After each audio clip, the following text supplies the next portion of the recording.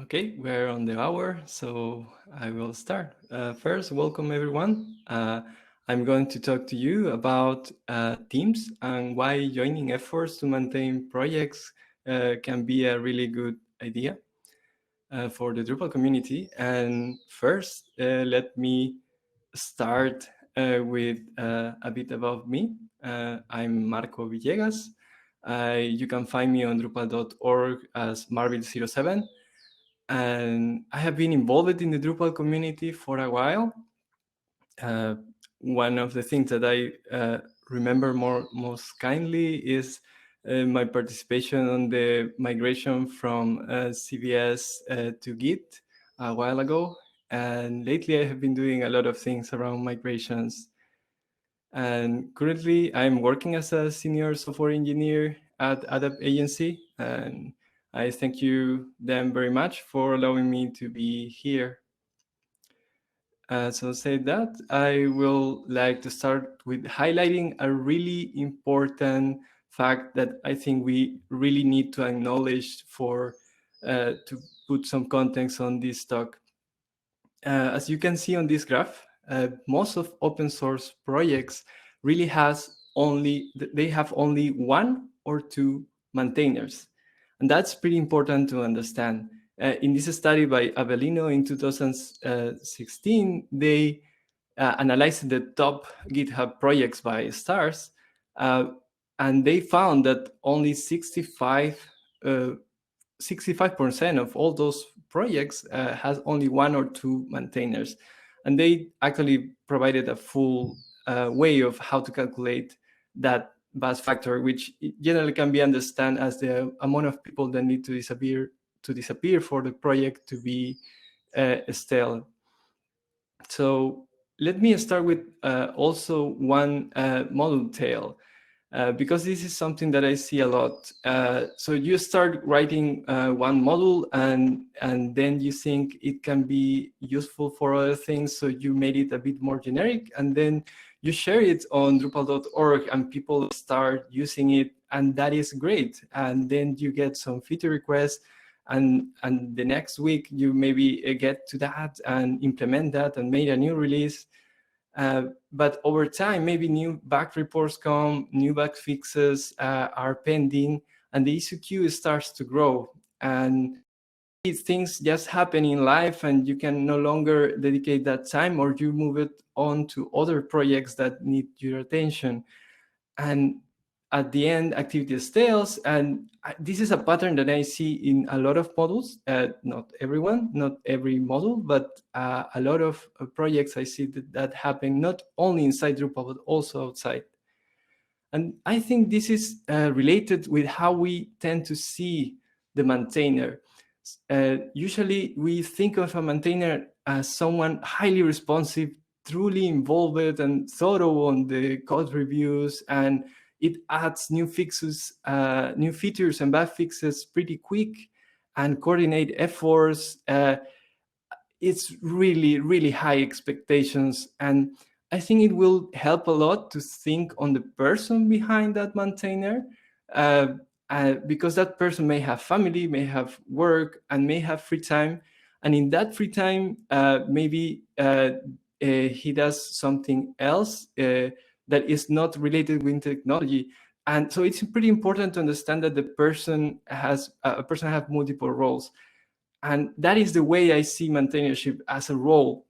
And we need to wear that maintainer hat when we do those maintainership things, but it's not a 24/7 activity.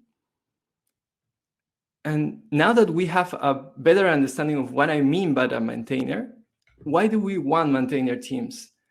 I see two important things that will come from maintainer teams: improve the health of the project and increase the trust chain. Naturally, if you have more people around a project, you will naturally increase this buzz factor, and it will be better overall. But also, when you have a team of people, the motivation to interact also increases. Maybe you share some goals, and that is also helpful. And on the other side is the trust chain, because our community is built over these bonds that are built between people. And the more you can increase that trust chain, it will be better overall for the whole community. And DrupalCon is one of these events that helps a lot for that. So overall, I think this will increase the sustainability of the projects themselves. And the concept is not truly new. The Debian is one Linux distribution that I really like, and they have this idea of Debian teams, and I could bring that back a long time ago. And also the Genome, that is a desktop environment, also has this idea of teams themselves. And even our forges, the software that we use to create software, GitHub has the idea of organization more than a decade ago. And also GitLab has the equivalent groups added from around that time. And that is not even, the concept is not really new in Drupal even, because from the start, there is in this commit, there is in 2001 added the maintainers txt file, which listed all the subsystems of Drupal and which persons you can contact for each part of the code. And this is naturally highly influenced by the Linux kernel tree that has the same idea. But it's great that we have that from the start. And in 2002 around, when CVS access was granted either for core or for contrib. So you actually can collaborate with many people in the contrib space because you naturally have access there. But not even, also inside our Forge, we use this project model inside Drupal.org to manage our issues. And I could trace the start of this in 2002, the first ideas to build what we now have as team, as maintainers, multiple maintainers for one project.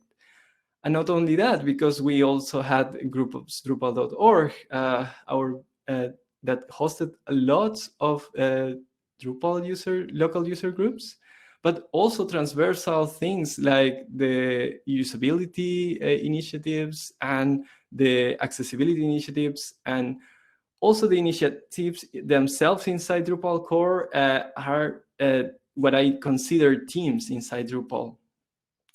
But I want to draw some attention from some learnings that maybe we can get from other projects like Debian that I mentioned before. They have this release team, and this release team helps in the process. So every 2 years now, they are actually in the frozen stage. So they decide how things will happen, which set of version of each software will get into the next stable release of Debian. But not only that, there is also teams for language packaging. So there is a team for PHP that naturally package software written in PHP. So I participated briefly in that team, and it was great to see how you can collaborate with others and learn from others because you share the same processes to produce these packages.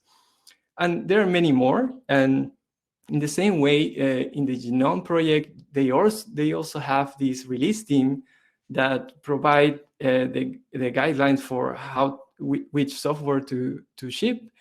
But more importantly, they have this UX design team, which maintains a document that is pretty important for Genome, the guidelines for human interactive interfaces and human design interface. And that document is pretty much what decides how the UI should be built inside a graphic interface inside a software. And they collaborate a lot on how to bring that document, and they maintain that document, which is pretty important for them. And inside Drupal ourselves, as I mentioned, we already have this maintainers txt, and there are a lot of teams around Drupal already the subsystem themselves in core, the team for Claro, the team for configuration API, for JavaScript, for accessibility. There are many names listed there, but I see that core is pretty strong, and they have lots of people around, but Contrib not so much, and that is what I want to focus on. And just before doing that, the tools that we use are help on that process. And we have the Debian project using even multiple version control systems for maintaining the package, which is a bit insane, but they are really old projects, so they have pretty old code too in several places. And in the other side, both Genome and Drupal use Git, one project, one repository per project, and that is great. And on the tracker part, Debian use a custom system called debugs that I think they are the main users of that system. But they are also starting to use GitLab, and Genome too. And Drupal, we have already started to use GitLab as the code repository, not yet for issues, but maybe in the future, as Dries suggested on this week on the talk. And communication is also pretty different. Debian use mainly mailing lists and IRC, and Genome use this Matrix protocol and Rocket Chat. And in Drupal, we mainly are talking inside issues and as Drupal Slack. But what I want to highlight here is that even we have a pretty diverse set of tools. Not every tool that we use need to support the idea directly of teams. So what I envision is that there will be maybe more alternatives of teams that we can create inside the Drupal space. And I'm really involved in many things around migration. So maybe a team around the Migrate Plus, Migrate Tools, Migrate Manifest, and many more other Migrate modules that are starting can be a good idea. And in the same way, I see the same. There are already groups of people around the commerce set of modules, commerce recurring, commerce shipping, and in search is the same, search API, Facet, search API Solar, and more. So even this is not really open for more ideas. So let me try to round it up with some conclusions. I think that teams are a really great idea for the Drupal community. And it all starts in thinking of maintainership as a role that you take in some cases. And overall, it will help to improve the health of the open source projects, because it will increase this trust factor that I started with on the presentation, and it will also strengthen the trust chain on the community, which is really important. And overall, it will increase the sustainability of the projects. So again, this is a known idea in the wild, and even us, we are using it a lot, but mainly on Drupal core. And hence, we can really improve the ecosystem in the Contrib side is if we start trying to promote this idea of teams. So overall, I think that adding the idea of teams in some way, again, our software doesn't really need to support it directly, but the idea itself can be pretty powerful. And we can even formalize it, and maybe now that we are trying to move into GitLab, we can actually start using the idea of GitLab groups directly and integrate it in some way into our Drupal.org website until we actually migrate totally into GitLab, if that happens at some point.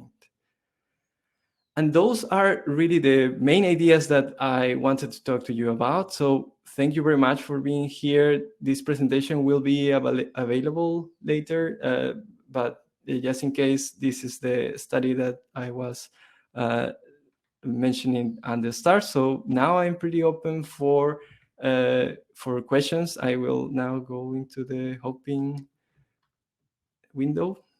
and please feel free to ask.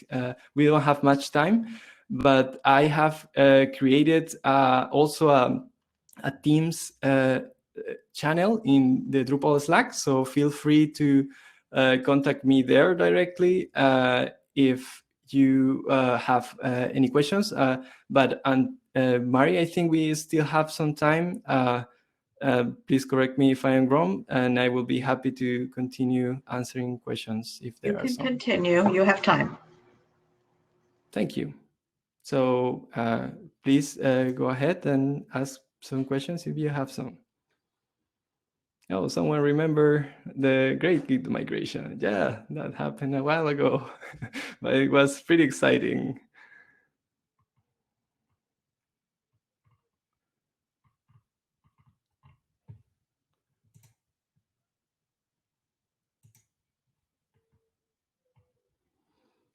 The name of the Slack channel is Teams, so I will just type it here. And I'm already there. So if we want to continue the conversation in time, that is the place that we can continue talking about it.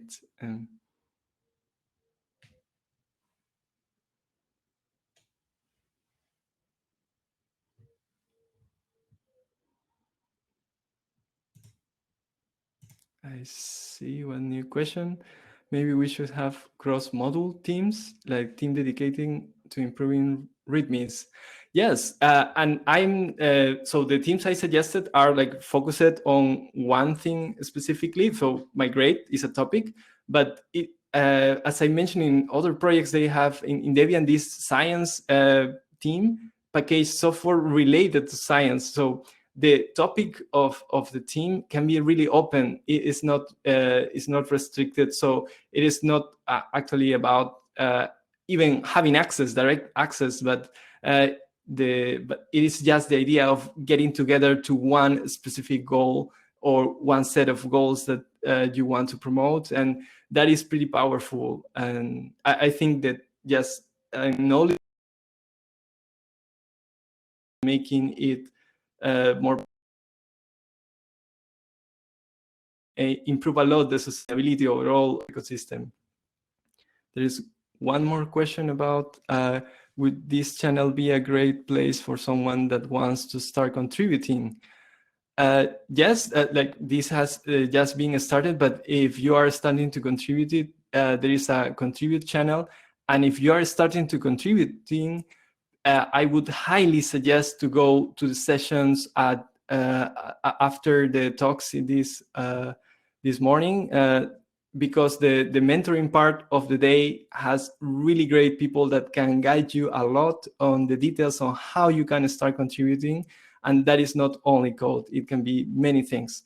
So please go to the mentorship event. There's one more question. Does your team's proposal include any sort of funding model? No, I'm not thinking in funding at this point. I'm just trying to join together people that are already doing work in many fronts. And I think it should be independent because at the end, someone may have some paid time to do something, but there's also a lot of volunteers that do things on their time. And I think that this there needs to be a balance that of this. And yeah, so I would not like to tie it directly to a funding model, but it may also be a way to clarify who can help or who can get funding together in a team, if that is the way one specific team decides to go.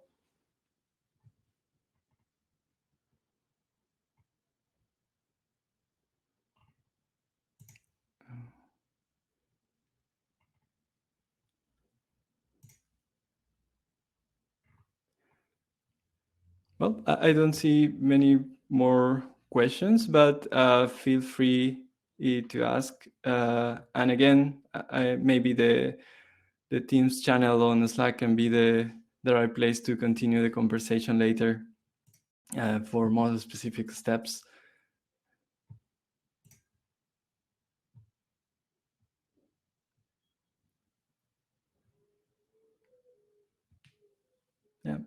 Thanks, Mario, also for the help here, and thanks for attending.